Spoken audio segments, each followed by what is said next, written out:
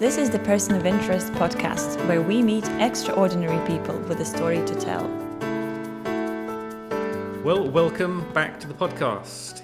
We're here at the Stockholm School of Economics in Riga again, and it being the Stockholm School, I'm particularly delighted to welcome a guest from Sweden, or Sweden by way of China, Ulf Andreasson, who's from the Policy Analysis Department of the Nordic Council of Ministers. Welcome, Ulf. Thank you so much. And we're going to be talking today, kind of calling back to a lecture you gave here a year and a half ago at the Stockholm School, which was titled Trust, the Nordic Gold, which came from a report that you'd compiled. Now, I like the sound of gold, although this is going to be a sort of intangible gold in some ways. We'll see if we can add some substance to it. But first, I wondered if you could just give us a little bit of background about who you are, where you're from, and how you happen to land here today. Yeah, so my background is that I studied engineering, actually. I'm a civil engineer.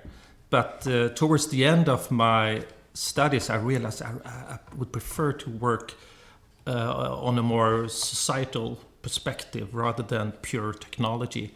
So I started to study economy and ended up writing a PhD in something called the History of Science and Technology in Stockholm. So, and from there on, I've been going back and forth between technology and societal matters, but it seems like I'm ending up more and more on the societal side as I go along, so to speak. Was there anything in particular that prompted you to make this switch? Because from the way you talk about it, it sounds like something that you were considering in those almost like dialectic terms, that the social side or the technical side. I mean, was there an experience or an insight you gained? Yeah, that's a good question, because when I studied technology, when I talked to my friends, they didn't think about technology being something that takes place or is developed in a societal context. They saw it as very pure and almost like science. But in my mind, I thought that technology is something that is developed in a societal context, and sort of whatever you do, what kind of gadget or nuts and bolts you have, there's a societal aspects built into it, and we shouldn't be too naive. We need to consider those aspects in order, well, first of all, to understand technology, but also the way our societies develop. Well, I guess things like social media have really brought to the fore the idea that the technology can change your psychology, your social training, modes of behavior in a way that maybe we didn't see. It's more rapid than we've seen previously, perhaps. Yeah, you're touching upon very crucial matters there. First of all, is it more rapid? Yeah, it probably is. But if you take the long-term perspective, people have always said that it's technology is changing more rapidly these days than it did just a generation ago. And the second thing that you're touching upon, which is to me sort of the basic question around technology, how much does it influence us, or even more precisely, how much does it determine us? When you look upon social media these days, you have, as you say, a notion that it impacts psychology and a lot of things. On the other hand, is it the technology that really does that, or is it, for example, the tech giants behind social media that is influencing us? Again, is it the technology or is it society that is the driving factor? You can take that perspective also historically. For example, the car. I mean, you could easily say that our society is built on cars, but is it the technology as such, or is it the different actors that has created the car that is the driving factors behind the society we have? Yeah, I was actually thinking about this very question on the way in today when I was driving in my car, and I was wondering to what extent is this experience different than if I'd been in a horse and cart, or for example, and why is my seat this shape, facing this way? Why do we still talk about coach-built cars and so on? Yeah. And I found myself unable to resolve whether we've come a long way or actually not very far at all. Exactly, and an interesting perspective on that is that in the early development of the modern car, there was actually quite many alternatives to the petrol car. They had electric cars already at that time that were as developed as the early petrol cars, and also steam cars. And I don't think it's sort of pure technological reasons that we ended up with the car that we have today. There are things that surrounds that. Just as we will perhaps 50, 100 years from now look upon social media, we will see that it's not only the technology as such that is driving, it's much more complicated. I guess in a way there is the possibility that the technology, its existence, kind of creates a ready-made excuse for you to explain away the psychological changes which may or may not have happened. So you can say the reason why we're all stressed out is because of the technology, whereas actually it might not be because of the technology. No, it's true. It could be very well sort of the way we've organized our society in a broader sense, and technology is just something that sort of enhances that. But I've been thinking about these questions a lot, and in my mind, I think technology matters because it has an impact. So some people that write about technology say it doesn't have an impact, it's only pure actors. I think they're wrong. But it impacts in ways that we can't always foresee, for example, psychology. But the important part to me is that it doesn't determine the outcome. We're still part of a process where we can, in the end, decide upon our own faith. It's not technology that will decide our faith, it's ourselves. Well, I mean, having got you into this discussion, we'll get onto the main one in a minute, but this is so fascinating, I want to pursue it a little bit more. Yeah. And maybe particularly given the fact that you've lived in China for some years, I'd like to get your opinion on, buzzword of the moment, or buzz initials at AI, and kind of what we're heading towards as far as that's concerned. Not in terms of prediction, but what are the sort of, the triggers, the signs we should be looking for, or the things that we should take notice of as AI technology sort of comes in, how we can kind of almost calibrate ourselves against maybe wondering if it is changing us or not, because the assumption seems to be this is going to change everything. We're all going to be thinking differently, acting differently, living different lives. Maybe along the way we can kind of just watch a little bit. So when we talk about these days, if technology determines us, we don't talk about social media, we talk about AI. You're completely correct in that sense. And it's also pointed out, I lived in China for 5 years, and my role there was I worked at the embassy, and I reported back to the Swedish government about development in different areas, mainly related to technology. And the AI technology took off after I left there some 6-7 years ago, and I've been following it a little bit from a distance. To me, it's actually quite scary what's happening there. The way they can, use AI to give points, citizen points to people, and facial recognition, and on all types of technology that they have. They have access to so much money compared to European companies. Because a lot of this development is not taking place in the open, but I would guess they are far more advanced than what's happening in Europe. The only ones that can compete is the US at this point. Interesting enough, I saw a while ago an article from San Francisco saying that they have banned using some forms of AI publicly, like facial recognition and so on. And similar things, and that was explained by that the technology is taking place there, and the engineers involved, they are so worried. They know what they can use this technology for, so they want to ban it from certain areas. It takes us back to sort of the Oppenheimer and the bomb situation. Exactly, you're right. But anyway, well, this is a subject for another podcast, so I'm already going to extend an invitation to come back and talk about that in more detail. But if we can move on to trust, the Nordic Gold. So it's an unfair question, but could you just give us a little resume of your report and define what we mean by trust, and particularly in the Nordic context?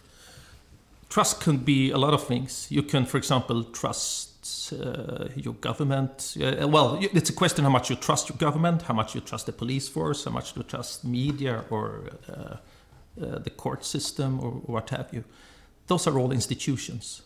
But you can also ask yourself, how much do you trust certain individuals or group of individuals? The thing is, the trust that I'm talking about, it's a bit different. The trust that I'm talking about is how much trust do you have in a person that you never met before? The man or the woman on the street, is that a good person? Is that person trustworthy? That's what I mean by trust. And that the interesting thing with that is that, well, first of all, it has a huge impact, positive impact if you have high levels of trust, as we do in the Nordic countries. So the starting point of my report is that we have a lot of trust in each other. And the impact of that is, well, economically. You gain economic growth by having high levels of trust. And the mechanism there is that you don't need as many lawyers, police officers, guards. Things run anyway, and we could use those resources most productively. And people tend to be happier. They feel that they have more control of their lives. Crime rates tend to be lower. A lot of positive effects from trust. But the crucial question then is, why do we have such high levels of trust in the Nordic countries? And I point basically at 3 different mechanisms. And I should also point out, it's not my own research. I just read what scholars have written before me. And the 3 mechanisms seems to be that you have a homogeneous society, ethnically, culturally, economically. People feel that if you meet a person on the street, that person is very similar to me, and I'm a good person. Mm-hmm. So I should be able to trust this person. And the more different that person becomes in terms of, well, economy or what have you, the less likely you are to trust that person if you don't know that person on forehand. So that's the first mechanism. The second mechanism is trust in state institutions and government. And that is important because the state provides, hopefully, an even playing field for everyone. So that we all, in the end, have the same chances in life. Because if they fail with that, if you have corruption, for example, and it's not transparent, and if we don't believe that the playing field is even, we will think that the state doesn't support good behavior and they don't punish the bad guys. Mm-hmm. Why should I be the only idiot in this society doing the good thing? I should do what everybody else is doing, bribing myself to a better future for myself. I've got to do it before they do. Yes, exactly. Yeah. Well, they probably do it, and if they don't do it, they will. Yeah. So it's better to be proactive in that sense. So that's the second mechanism, that we have trust in the state. And I mentioned in the beginning here that sort of we have these institutions. And the third thing the third mechanism for creating trust, that is civil society. If we, as we have done to a high degree in the Nordic countries, we've formed organizations, often on a local level, mm-hmm. where we kind of take hands and I got your back and I expect you to have my back in case that is necessary. But we are fighting the good fight together for a better society. And thereby we also create trust in each other because we're good people. There's some interesting points come out of that. First of all, are you saying then that this notion of trust really rests on an assumption of behavior on the part of other people? The assumption that either their behavior will be similar to you or will be predictable in a way that you can predict. So it's a sort of a social behavior that you're comfortable with, in that it's not unexpected or... Yeah, it's predictability. You're definitely right. And I have an interesting story there. Yeah. I'm a Swede, as you pointed out, but I live in Denmark. And this could have happened in any Nordic countries. But when we moved to Denmark some 6 years ago, we bought a small townhouse. And one morning, my wife started to work earlier than I did, so she got up a little bit earlier. And as I woke up, I could hear voices from downstairs. She was talking to somebody, 6:45 in the morning. And it was November and rainy, and when I woke up, the door closed. And my wife came up and I asked her, what was that all about? And she told me that there was a man that had knocked on our door, and this was the only house in the area where the light was on, so therefore he had chosen our door. And he asked for 100 Danish crowns because his wife had fallen and needed to go to hospital to take a taxi, and there is a taxi station just nearby. And my wife gave him that money.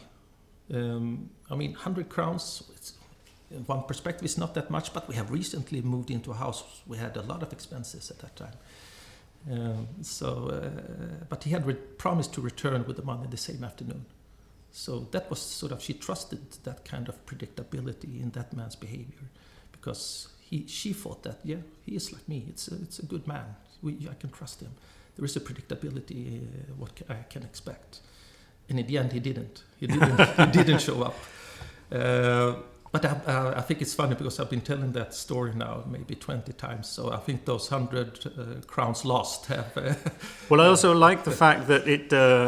I like the ending of the story because, the classic narrative would be, and he did come back and gave us the money, because I instinctively am thinking, I would not have done that. I would not have done that. But I know he's going to say, we're all a lot better. But they did a boring story. It's much more fun that he did exactly. It's much more realistic and believable as well. But that's sort of predictability for you, because that's what is in the end what it's all about. It's not whether she would have gotten the money back or not, sort of what she expected.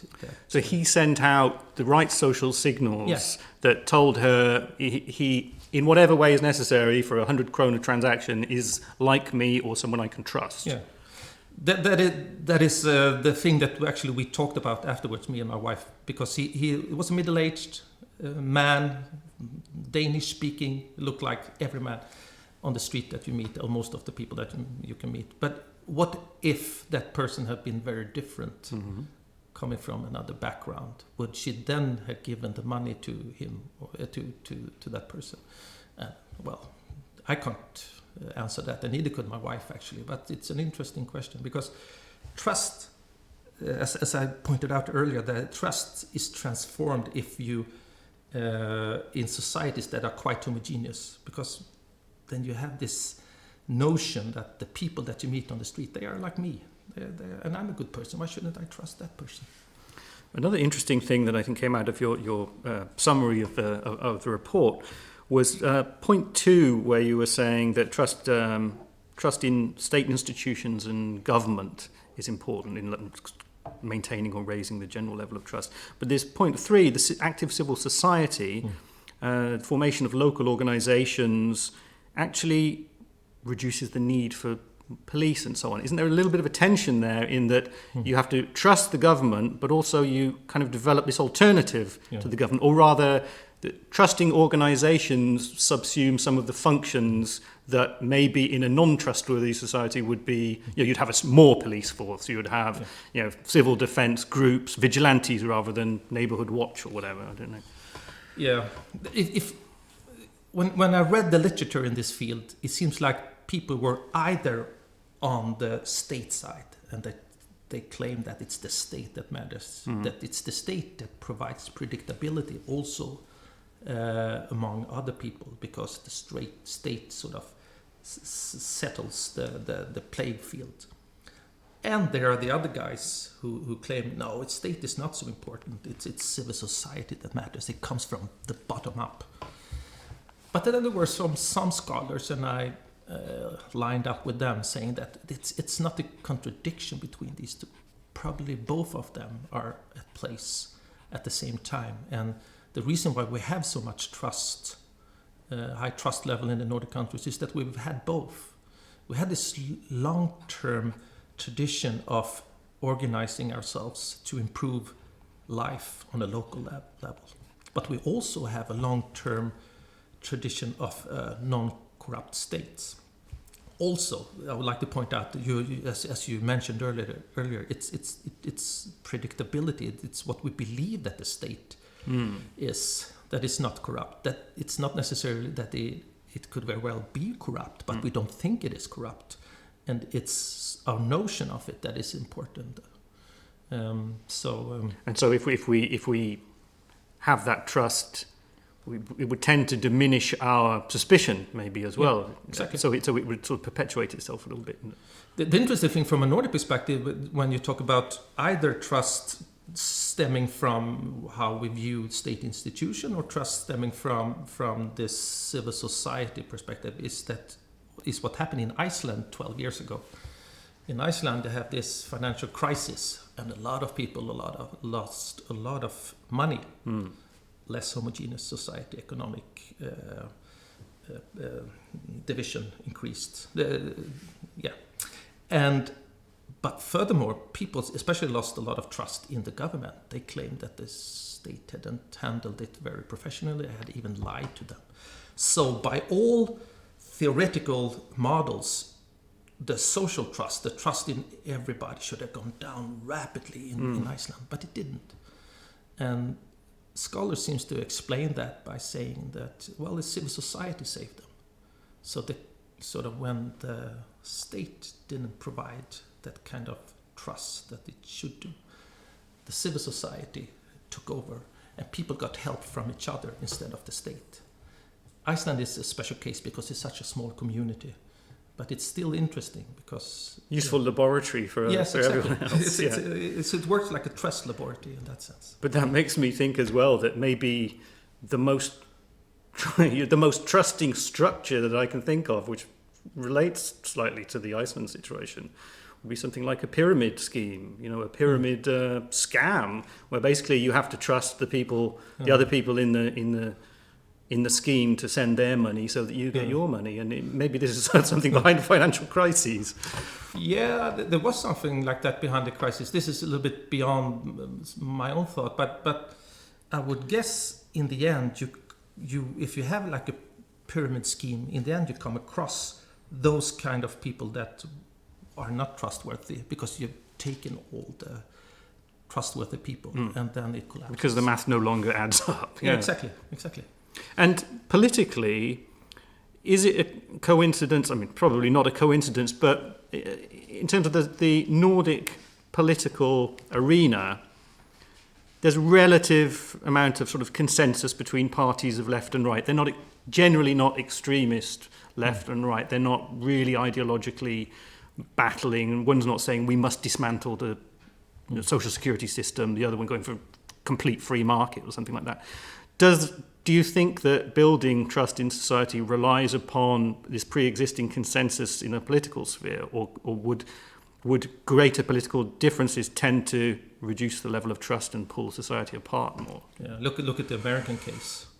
I mean, from one perspective, trust levels should have gone up in the US. I mean, they've become richer and everything, but the political division seems to be so strong. They don't seem to view each other as people or persons anymore from one political side to another. And that we have managed to avoid that in a Nordic context, of course, that has been very helpful also to build up trust. That's one aspect of being homogeneous, also in a political perspective.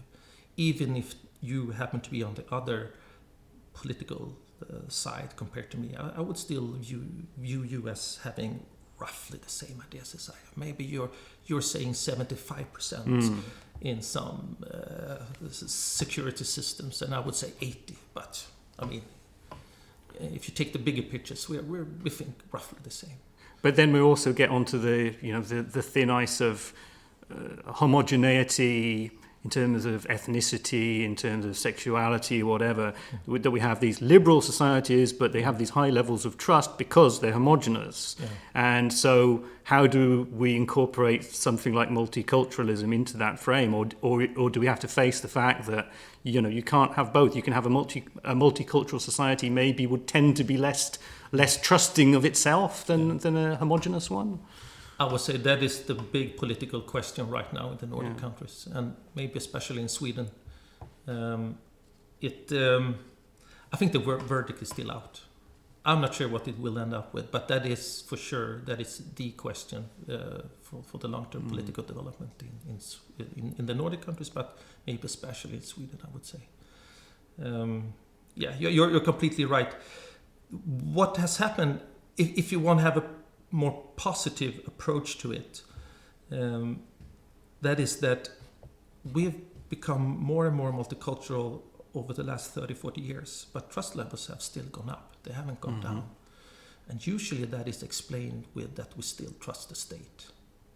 So the state has, in that sense, since it's been still non-corrupt, transparent, efficient, and so on, and fair, that has cushioned the the sort of the development towards a higher level of multiculturalism. So it kind of provides a sort of baseline of trust. Yeah, it does. But then going back to the Icelandic case, there the state, sort of the trust in state at least, it almost collapsed. But then civil society stepped in and took over sort of the role as a cushion. So it's the important part, I think, is the interaction between these mechanisms. But if you would wake me up in the middle of the night and ask me what is most important, I would say the state. I'll only wake you up and ask for 100 krona. Yeah, as long as it's just 100 krona, not more than that. I will send it to your wife, don't worry. But from this side of the Baltic Sea, we like to sometimes talk about ourselves as Nordic. Yeah. Maybe the Estonians a little more than the Latvians. Yeah. Trust is something that, I guess, like corruption, is a cycle that's got to be sort of broken. Can you give us any tips or pointers on how, if we really want to kind of buy into this Nordic Gold idea, what are a few initial steps to take, well, maybe not initial steps, but next steps to take in terms of gaining some Nordic-style trust here?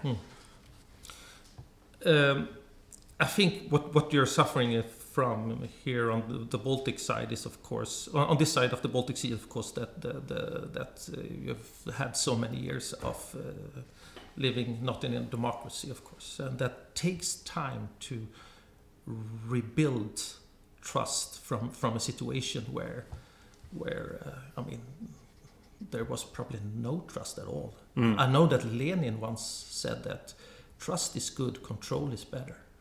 And having built a society on that notion and going to a society with high levels of trust, first of all, it takes time. But if I would point out some very important mechanism with that, I would say that it's very important what the state does. And the state needs to be extremely correct and maybe boring. It should do with investigations of tax systems and so on. But the other mechanism that I would like to point out that is probably even more important, that is how you meet the citizens on a local level. So I would say the municipalities, they are on the forefront of this battle towards increasing trust in Latvia. And I was actually invited a while ago by the organization of municipalities here in Latvia to talk about exactly these matters. And the good news that I gave them was that you are the guys that matters. You are the ones that meet citizens on a daily basis. It's from you that people will you will decide the outcome of sort of the level of trust.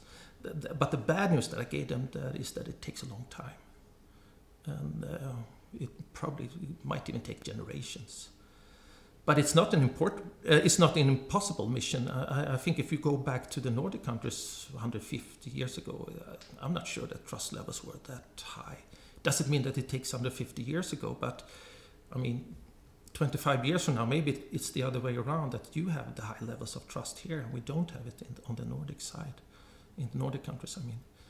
So what I'm trying to say here is that context matters, is that it takes time to build trust, but it's not an impossible mission. Oh, and I think that's a good way to leave the podcast as well. And I particularly like the idea that it's kind of grassroots level, meeting people day to day, face-to-face interactions where this can start, rather than from some corridor in the government house which says, right, everyone, we've got to trust each other a bit more from now on, because that's probably pie in the sky. Very well put. Well, Ulf, thank you very much for joining me today. It was absolutely fascinating, and please do come back again to do another one soon. Look forward to that. Thank you so much. Thank you for listening. This podcast was produced by SSC Riga. If you'd like to learn more about the topic, visit the open course schedule at SSC Riga Executive Education. For more podcasts, find us on Spotify, iTunes, or the platform of your choice. Remember, share this episode with your friends and colleagues.